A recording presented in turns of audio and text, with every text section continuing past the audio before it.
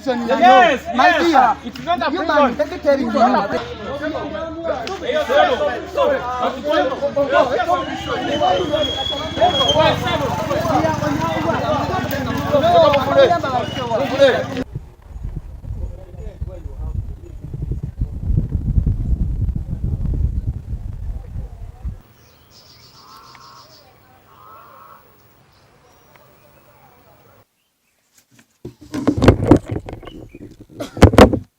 Kinyambe bannange ekyalo kinyambe ekyalo kinyambe bannange ekyalo kinyambe enyumba ebudde eweddewo era mugiraba ennyumba zange baazijjawo bazisendawo bagagayi kampuni ya gagayi yazisendawo ennyumba zange netoyi n'ennyumba ne beeka eri abisenda ne babitwala era ndi wano ndi mu bbanga nebalanga ali wange siri wange kubanga bankumanga musibe mama ningatali wange mama siri wange ningatali wange mama kubanga nsika kutaje basira banetolola emmere yange gye nasimba yonna bagikuula ne bagimalawo ndi wano ngenda kufa bannange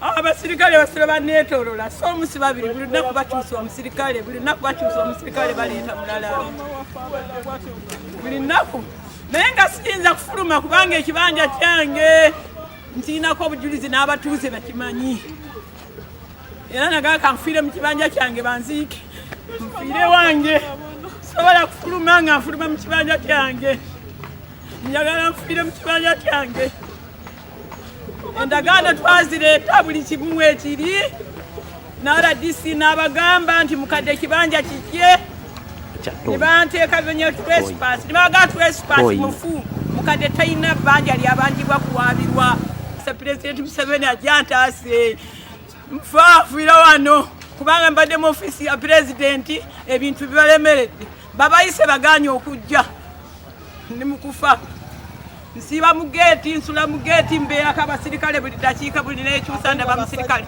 toyibaginzijjako nfuluma wanu wensanze buli wensanze Amatulovinsa abangi gwe bamanyi nga mukyala Kavuma Fred eyakola ku nsonga z'omusajja ky'omukyalo oyo kuba bwe baali bagula ekibanja ekyo bakikolera mu ddiiro ewange sasulira poloti eyamuguza n'abaagula bonna bajja abantu basatu nga bazze ewa Fred Kavuma nga bazze okugula ekibanja ekyo naliwo mu ddiiro ng'omukyalo oyo yajja asiba ekitambaala ne mubuuza lwaki osiba ekitambaala ekyo n'agamba mu lutalo matu gange bakola ki bagasika gwe mwindi gwabwe gwasooka okumulabako era bwe yakomawo okukola ku nsonga ezo buli gy'abadde atuukako mbadde wamu naye kubanga nze yaliwo ng'akigulira ddala omukazi we bamusasule bamuyita musiba matu omukazi oyo yaliwo wanamanya agange nze Sekito Yahaya gwe bamanyi nga Maradona twajja kuno ku nkumba 97 omukazi nga balinawo ne kabeeka eri ng'alina ne bbawe bamuyita Rajabu nazzayo bbawe nga mulwadde bbawe n'agenda eyo n'afiire ye Kenya omukazi yakomawo yasanga batunze ettaka lye awo wa mukazi si wa kampuni bamusasule abaviire bulungi nyagange nze na Chene Proscovia nga nze omu ku bamulekwa b'omugenzi Fred Ssenyonga tata wange yandekandibwa myaka 6 tata wange bw'amala okufa mama waffe yafunamu embeera etaali nnyangu kuba twali abaana bangi ng'ate asobola otugabanyagabanyamu tusobola okukula ate naye nga mulwadde bw'atyo yakwata endagaano y'ekibanja kyaffe n'agitwala ew'omwami Mitindo Jackson n'agimuteresa kuba yali friend wa family nga yafuukanga wa Luganda netambula ne tugenda ne tubeerayo mu buto bwaffe era nga mama waffe atunyumiza nti ekibanja kyaffe gye kiri Entebbe kitaffe gye yafiira mu maka ga kitaffe ewammwe sawa yonna mujja kuddayo ewammwe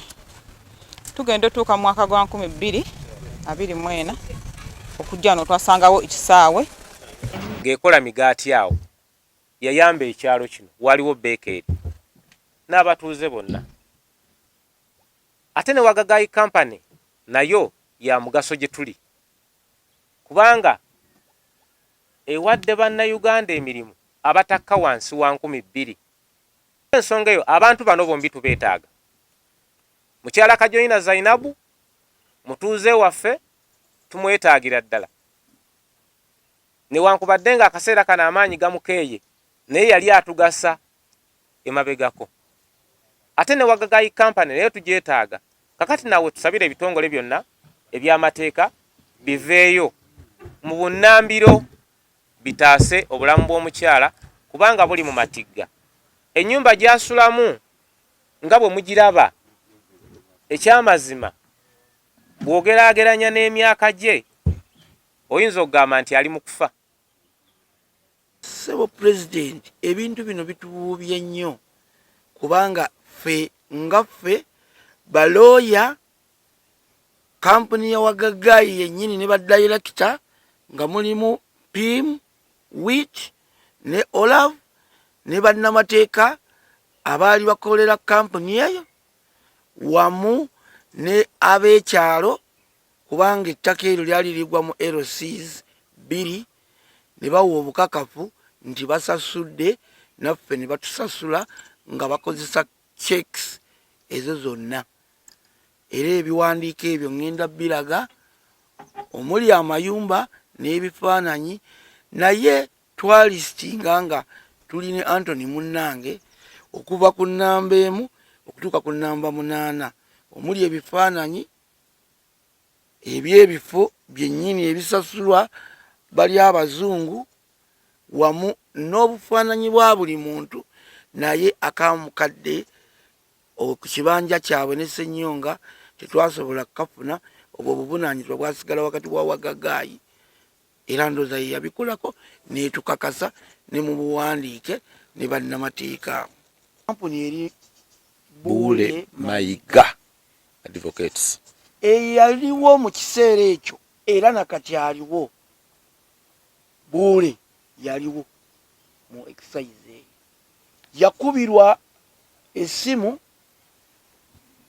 ne tugendayo nga bafuwadinze fayiro eyo ne twogera naye n'asaba ku records ekyalaga nti yatwebaza kubanga twasobola okukuuma ki records nga bwe muziraba. N'agamba bw'akitunulamu kituufu mu WhatsApp amaloboozi ng'alina. N'agamba omukyalo oyo nsaba ompabulemu era ngenda kugabawa wano. N'agamba omukyala aveewo. Ebbanga eryo na myaka 26 abaddewa biki mwe bwe twali mu exercise nemuga nja kukujjukiza ne musindikira ebifaananyi. Era bye yansembyayo yaŋŋamba weebale nnyo mu ddoboozi lye ndirina okunnyamba. Balooya tebaakola kituufu kanfune abalala. Amanya gange nze Tinda Johnson. Ssenyonga bwe yalwala bwe yali agenda okufa yankwasa endagaano y'ekibanja kino, era mu kunkwasa endagaano y'ekibanja ne ngikuuma, era baatuuka okutunda n'omuzungu okugula wano ng'endagaano eyo endagaano ng'eri mu mikono gyaffe, era ne balowooza nti ekibanja kye tekiriiko ndagaano. Era endagaano n'ereetebwa, endagaano n'eteekebwa ku fayiro. Tutambudde okwetooloola mu b'obuyinza ng'ensonga aba Wagagayi be baziremesa okusasula omukyala, naye ng'ekiwandiiko kye n'abaaliwo nga baagula abamu bakyaliwo tebafanga. Banga kuba abaana baali bato, abaana ne bakula ne bakomawo bacekinge ku kibanja kyabwe okutuuka awo nga yo Wagagayi yazingako wonna, yiika zonna 10 yazizingako lumu etandika okukozesa ettaka eryo. Bano kwe kuvayo ne beekubira endulu nti bannaye mwasasula abantu 7, ffe tuli ba 8 tetwasasulwa. Tie mukakasa naffe katumala okukebera mu likodi zaffe mulina ebiwandiiko. Nsonga ne zitambula, abantu ne bajulira ab'obukiiko. Kati Wagagayi bwekebera mu likodi zaayo okulaga nti bannaye ffenna abantu abasasula nabo bagenda okulaba nga waliwo ataasa nga tebalina likodi eraga nti banne nammwe twabasasula ekyo ne bakiwako amazzi ne basooka basirika nsonga nezongera ne zitambula. Mukadde ali mu mbeera ya kufa.